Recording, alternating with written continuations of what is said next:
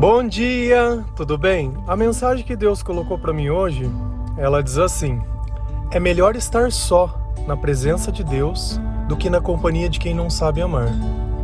Senhor, tende misericórdia de nós. Perdoa, Pai, todos os nossos pecados, livra-nos de todo mal, nos afasta de tudo aquilo que não vem de Ti. Nós agradecemos, Senhor, por mais esse dia, pelo alimento, pela palavra, pela presença. Aceita, Senhor, essa nossa oração, esse nosso louvor, pois nós Te amamos, bendizemos, adoramos. Somente Tu é o nosso Deus e em Ti confiamos. Eu acredito que 100% das pessoas têm medo da solidão. Tem medo de perder um relacionamento ou de não ter um relacionamento. E na maior parte do tempo, baseiam as suas vidas simplesmente nisso. Em ter alguém e ser feliz, em não ter alguém e não ser feliz. Em comparar a sua vida com a vida de outras pessoas.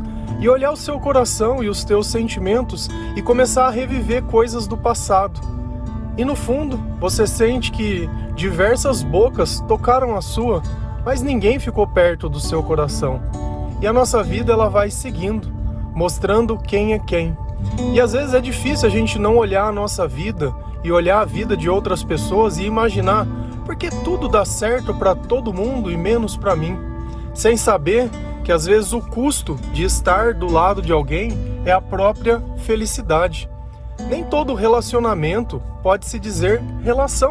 Às vezes são pessoas que compartilham as mesmas casas, porém não têm o mesmo costume, não têm a mesma cumplicidade, não têm a mesma religião. E aí a gente fala, é o amor. Estão juntos por amor. E isso daí a gente busca para lá e para cá. E às vezes, com medo da solidão, vem também a necessidade de estar perto de pessoas, mesmo que não seja para se relacionar, apenas amigos, apenas para conversar, sem saber que aquelas palavras, elas contaminam também o nosso coração. Na palavra de Deus, lá em Provérbios, diz que as más companhias estragam os bons costumes. E aí, como é que fica? Então eu preciso e eu tenho a necessidade de ter alguém e de alguma coisa, porém isso de alguma forma acaba contaminando o meu coração e tudo aquilo que eu sinto. E aí, será que vale a pena eu entregar minha paz a troco disso? Se a gente vai lá em João 14, versículo 16 e 17, a palavra do Senhor ela diz assim: E eu pedirei ao Pai, e Ele dará a vocês outro conselheiro, para estar com vocês para sempre, o Espírito da verdade.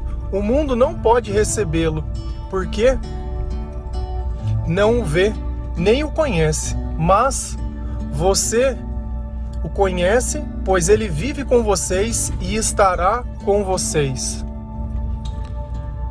Olha o que Jesus nos diz: Ele dará outro conselheiro. Quem era o primeiro conselheiro? Era Ele mesmo. Então, a partir do momento que Jesus ia voltar ao Pai, Ele se preocupou em não nos deixar sozinho, em não nos abandonar. Então, nós começamos a buscar e a procurar uma vida totalmente diferente. E aquela solidão que a gente achava que era a ausência de pessoas, a gente descobre que não é isso. A solidão que nós sentimos é a ausência de Deus. E por não entender isso, nós nos associamos a pessoas, achando que simplesmente essas pessoas podem substituir o amor. Vamos imaginar que eu chegasse para cada pessoa que escuta esse áudio e falasse assim: olha, eu vou te dar 1 milhão para cada um de vocês que estiver ouvindo. Aí você me pergunta: nossa, mas você tem 1 milhão para dar para cada um? Eu falo: não tenho. Ué, mas como que você pode me dar algo que você não tem? Não sei, você diz que pode dar amor para as pessoas sem Deus, eu também posso dar dinheiro ou coisas que eu não tenho sem possuí-las. Deus é amor e não tem como nós amarmos outras pessoas sem estar na companhia de Deus. Isso simplesmente não existe e não funciona. Por mais que eu tenha vontade, por mais que possa aparecer, é como se eu tivesse impresso numa impressora qualquer uma nota que se parecesse com dinheiro, mas ela serviria o mesmo valor? Então não adianta eu pegar atos de bondade, não adianta eu falar: nossa, eu te amo, vem aqui, vou fazer carinho em você, olha. Cara, nada disso é amor. A gente vai perceber o amor é quando o circo pega fogo, é quando eu preciso perdoar, é quando a pessoa fez algo que você fala, meu, não acredito que você fez isso. É nesse momento que Deus mostra que é Deus. Por quê? Porque Ele faz o que nós não poderíamos fazer. Não é à toa que quem nos ensinou a perdoar foi Deus. Mas tudo isso acontece, sabe por quê? Porque eu já não me sinto mais sozinho, porque a minha vida já não depende mais de ninguém, porque o Espírito Santo, ele me capacita, porque o Espírito Santo, ele está dentro do meu coração, fazendo por mim aquilo que eu já não posso, mostrando para mim, me dando força, me dando sabedoria. E eu acho que a coisa mais importante para a gente conseguir alcançar a plenitude da nossa vida é a sabedoria. Porque sem sabedoria a gente sempre cai no equívoco de querer comparar a nossa vida, comparar o nosso tempo presente com o passado e querer dizer, nossa, mas no passado as coisas eram melhores. E você não deu valor, e você não cuidou, e você simplesmente foi lá e rifou tudo. Quando a gente não sabe o valor das coisas, é fácil dizer depois que perdeu que, nossa, por que não deu valor antes? Ou, melhor, uma coisa que às vezes a gente se esquece de fazer é o melhor exercício que existe. Não é reclamar o que perdeu, mas agradecer o que recebeu. Então, se por um acaso você recebeu algo, e ainda que você não tenha mais hoje, agradeça pelo tempo que você teve, porque você poderia nunca ter tido. E será que não é melhor a experiência de ter um pouco do que nunca ter tido? E assim também devemos proceder com as pessoas que Deus já levou, né? As pessoas que já não fazem mais parte da nossa vida. Agradecer pelo tempo que elas estiveram conosco. Aí vem o ponto. Você amou o suficiente essas pessoas enquanto ela estava na sua vida? Ou você sempre achou que teria o amanhã para que você pudesse provar alguma coisa? E a gente nota que o próprio Espírito Santo é o Espírito da verdade.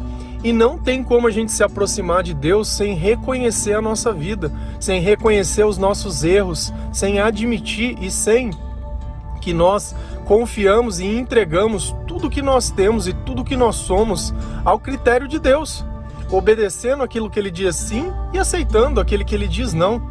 Diferente de uma criança que muitas vezes um pai segura na mão dela e diz, olha, não atravessa a rua, porque vai dar problema. E você, não, eu quero atravessar a rua, porque a rua é meu sonho. E assim a gente se lança no meio de precipícios, de desfiladeiros. Depois cai, se machuca e acha que o problema era Deus. Por que Deus largou da minha mão? Porque você disse, me solta que eu quero ir. E é exatamente, diferente do diabo que nos escraviza, Deus ele respeita aquilo que a gente quer. Se você quer se destruir, sinta-se à vontade. Se você quer amor, eu sou o amor. Agora, se você quer achar que amor são as pessoas, aí já não é problema meu. Então, nós temos que começar a avaliar a primeira coisa. Como o exemplo que eu dei do dinheiro, que eu só posso dar ao outro aquilo que eu tenho para mim, eu faço a mesma prova sobre o amor. Como que uma pessoa que não acredita em Deus, sendo que Deus é amor, pode dar amor para você?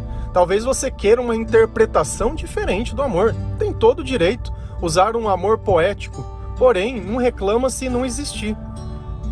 O Espírito da verdade está sobre nós, e nós podemos reconhecer que Deus é amor porque Deus está em nós. Esse Espírito nos permite ver além de nós mesmos, nos permite comparar a nossa vida com a vida antiga e olhar e falar, bom, existia uma época que Jesus não participava da minha vida, e a minha vida eu não podia chamar de vida. Porém, hoje o Senhor, Ele participa dos meus planos, Ele participa dos meus sonhos. E hoje sim eu sinto que eu vivo. Hoje eu sinto que eu consigo absorver melhor todas as coisas. E assim nós vamos caminhando e nós vamos seguindo, nos libertando das amarras do pecado. Não que nós sejamos perfeitos, longe disso. Porém, Deus nos capacita a fazer uma boa obra em Seu nome. E tudo que nós procuramos é para que Ele possa ser glorificado e para que Deus possa ser honrado. Se a gente vai lá em 1 João 4, versículo 19, a palavra do Senhor ela diz assim: nós amamos porque Deus nos amou primeiro. Se alguém diz, eu amo a Deus, mas odeia seu irmão, é mentiroso. Pois ninguém pode amar a Deus a quem não vê, se não amar seu irmão a quem vê. Olha como Deus ele deixa muito bem claro sobre o amor. Nós amamos por quê? Por que nós amamos? Porque Deus nos amou primeiro. E qual é a prova que Deus está conosco? Porque nós conseguimos amar. É por isso que nós amamos Deus, porque Deus nos amou primeiro. Sem isso é impossível falar que eu tenho fé, sem isso é impossível acreditar em Deus, sem isso é impossível tudo. Sem isso é impossível dar amor, é impossível amar, é impossível ajudar, é impossível eu fazer algo por alguém sem interesse. No mundo de hoje, onde as pessoas sempre estão interessadas em alguma coisa, pode ser uma curtida, um like, um compartilhamento, pode ser atenção, sei lá, pode ser qualquer coisa, pode ser um pix. Hoje os mendigos digitais são os melhores. É a mesma foto, as mesmas coisas. Claro que tem gente que passa necessidade, passa dificuldade, mas eu tenho certeza, o Deus que nós confiamos não desampara. E na palavra diz, eu nunca vi um justo mendigando o pão. Então quando Deus tiver que fazer a obra, quando Deus tiver que prover, Ele vai fazer. O problema é que no meio do joio está no meio do trigo está o joio. E esse contamina tudo. Então, às vezes a gente acha que a pauta da nossa vida é o dinheiro e que fazendo coisas que, entre aspas, nos dá vantagem, nós estamos tendo uma vantagem. Porém, isso só mostra uma coisa, que Deus não está conosco, que eu não confio nas coisas, que a minha fé tem um problema muito grande. Porque quando eu tento resolver as coisas da minha maneira, certamente que a vontade de Deus não é a minha.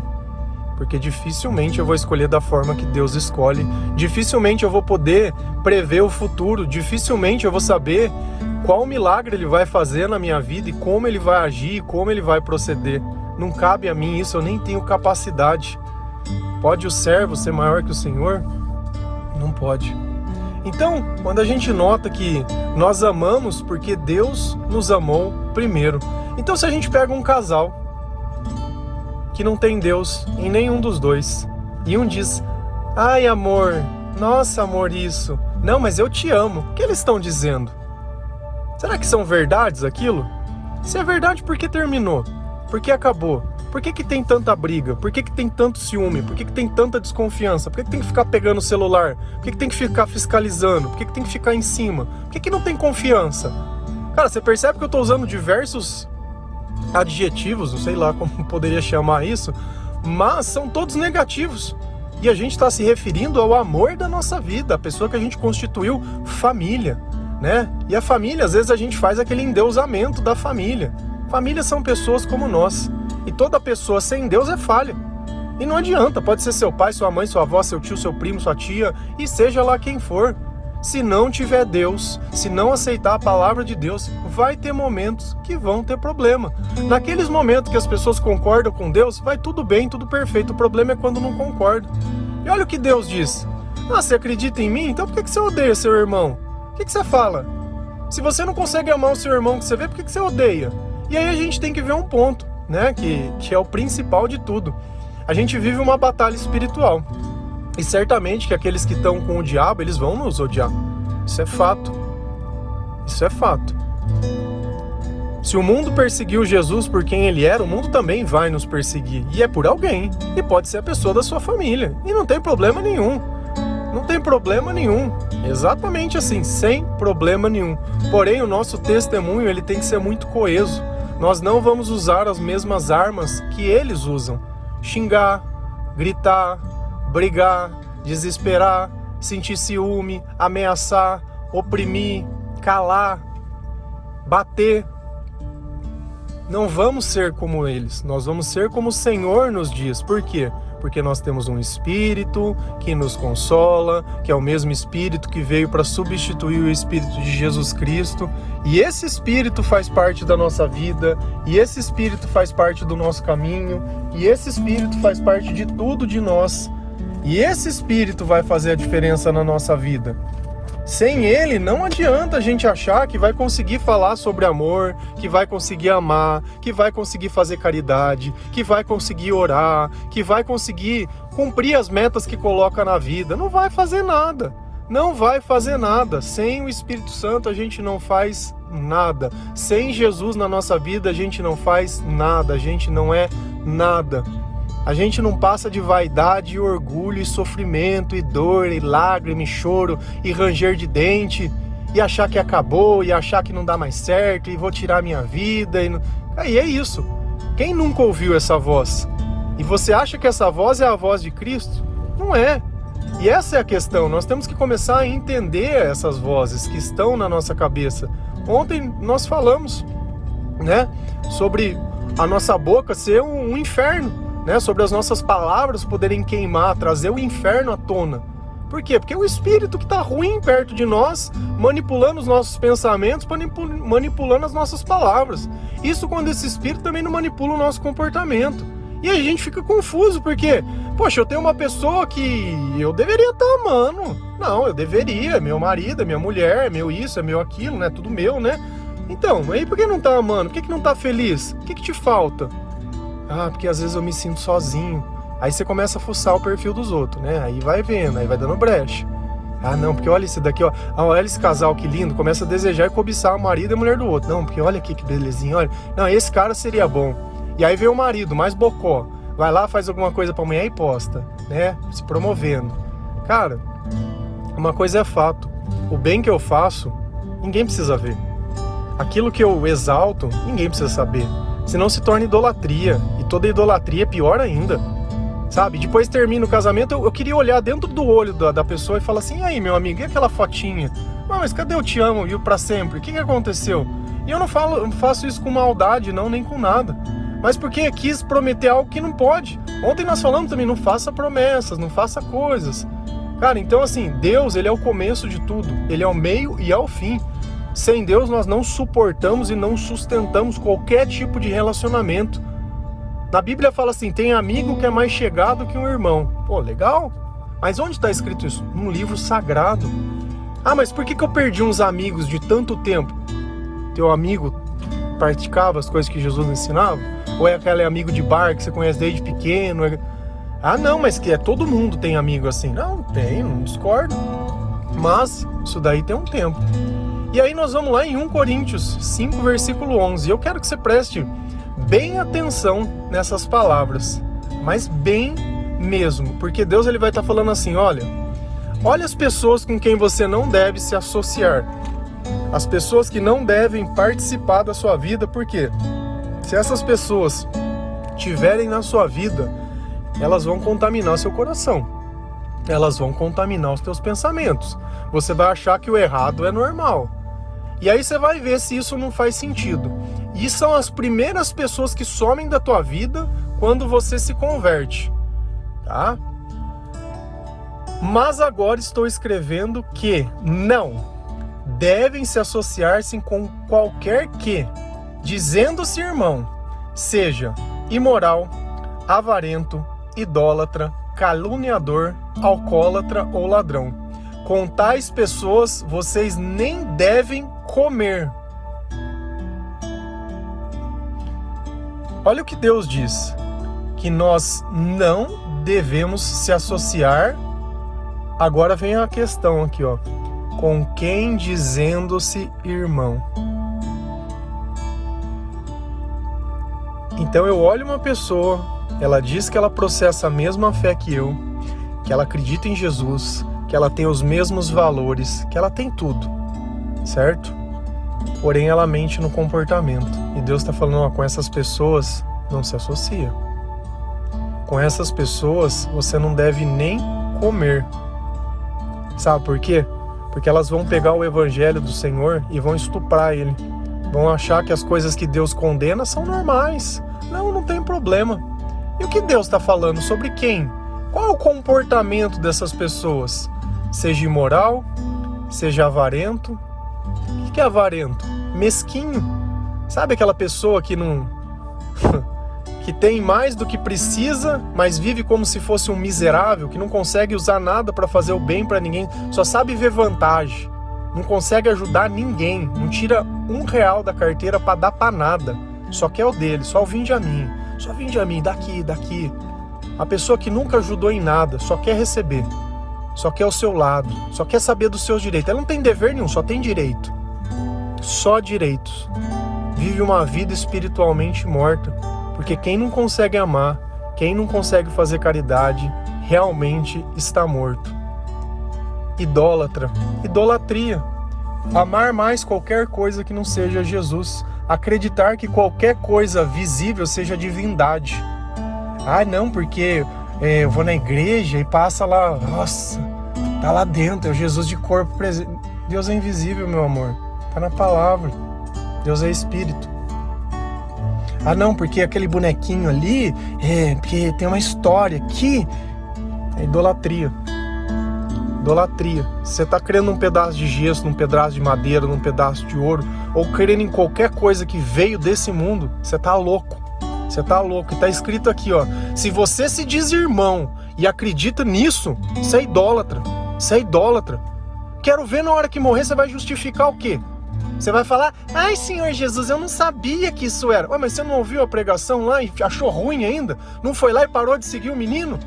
Por quê? Porque ele não falou, mãezinha. Cara, me cansa isso, sabe? Cansa ver uma igreja que chora, todo domingo chora, a igreja que sofre, só sofre, esquecida, abandonada. E essa é a igreja de Jesus?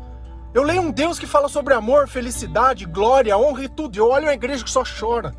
E aí? Onde está o errado entre o evangelho que Deus prega e o que acontece na prática? Então é uma coisa errada. E aí? Quem está errado? Será que eu que estou louco de olhar na Bíblia, olhar os meus sentimentos e olhar a presença de Deus na minha vida e sentir essas coisas? Ou eu deveria ir na igreja e ficar chorando e lamentando e vivendo como se a minha vida fosse um calvário? Orando por gente que já partiu, que eu deveria estar feliz, que essas pessoas cumpriram o seu propósito. Mas não, eu preciso continuar orando missas, né? Eu preciso ficar lembrando, eu preciso pagar indulgência, né? Eu preciso me pagar penitência. Cara, onde está o evangelho que Jesus prega? E por que Jesus diz, olha, não tem esse comportamento? Não tenha, não senta nem para comer com pessoa assim. Caluniador. Caluniar, mentir. Né? Pessoa que gosta de ficar manipulando, fofoquinha. Eu adoro a Bíblia, que fala mexericos. E aí? A tua língua é a língua do inferno também? Ontem falamos sobre o silêncio, sobre coisa. E aí? Ainda continua achando que não tem problema? Deus falou para nem sentar com você. E você acha que não tem problema, porque você é cristão, você frequenta a igreja, você tem correntinha, né? E aí? Qual é a dificuldade? O que é tirar da tua vida se você parasse de fazer isso? O que ia tirar de você se você parasse de chorar, parasse de lamentar, parasse? O que ia mudar na tua vida? Ia ser melhor, é só isso. Alcoólatra. Nossa, alcoólatra? Meu irmãozinho alcoólatra? Droguinhas, é droguinha também? Ah, mas é só uma cervejinha, não tem problema. É claro, hoje é uma cervejinha. Se você for numa associação, numa casa de internação, ou uma pessoa que morreu de enfisema pulmonar, o primeiro copo de todos eles foi igual. Primeiro copo de qualquer coisa, o problema é os copos que vieram depois. Se eu ensino que aquilo é um caminho, cara, quando eu não tenho caminho, eu só ando pro lado errado. Então eu tenho que tirar esse hábito ruim da minha vida. Deus tá falando, cara, vai chegar um ponto que você não vai dar nem pra sentar com você pra comer. Ou ladrão, aquele que não se contenta com o que tem, aquele que não usa da força do próprio trabalho, quer pegar dos outros, quer roubar, só quer ter vantagem. E aí? E aí depois a gente recebe mensagem de mãe desesperada, né? Ou de esposo, porque o espertão, né? Ah, não, ganha muito pouco. Não, malandragem, vida louca, né? E aí? Eu não falo nenhuma dessas coisas com alegria. Muito pelo contrário. Se nós pregamos um evangelho hoje é para que as pessoas elas tenham uma oportunidade de reconhecer que o seu comportamento faz diferença. Pode ter certeza, faz diferença. E a tua vida pode fazer diferença se você começar a pensar do jeito que Deus ensina. Olha as coisas que Deus não gosta. Deus está falando, não senta nem com essa pessoa. E você talvez está sendo essa pessoa. Será que não chegou o momento de se arrepender e mudar de vida?